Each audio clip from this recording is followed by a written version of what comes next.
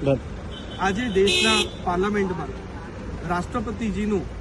સંબોધન હતું, જેમાં પૂરા છેલ્લા 10 વર્ષમાં જે ભારત સરકારે નરેન્દ્ર મોદી સાહેબની અધ્યક્ષતામાં જે વિકાસની હરણફરણ કરી છે અને આવનારા 10 વર્ષમાં પણ ભારત કઈ રીતે વિશ્વગુરુ તરફ બની રહ્યો છે એની પણ રૂપરેખા જ્યારે દ્રૌપદી મુર્મુજીએ પૂરા રાષ્ટ્રની સામે મૂકી અને સરસ રીતે પૂરા દેશના લોકોએ એને વધાવી છે. પણ છતાં પણ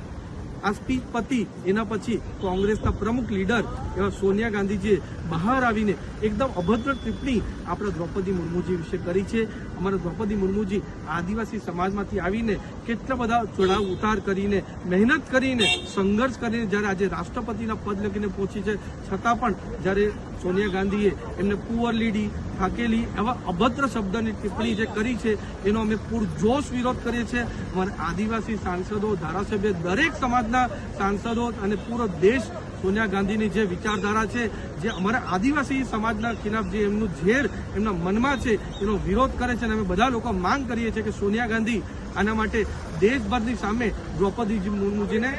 માફી માંગે અને પૂરા દેશને પણ માફી માંગે કે આવું અમારા આદિવાસી સમાજનું ઇન્સલ્ટ અને અપમાન અમે કોઈ પણ દિવસ સહેવાના નથી.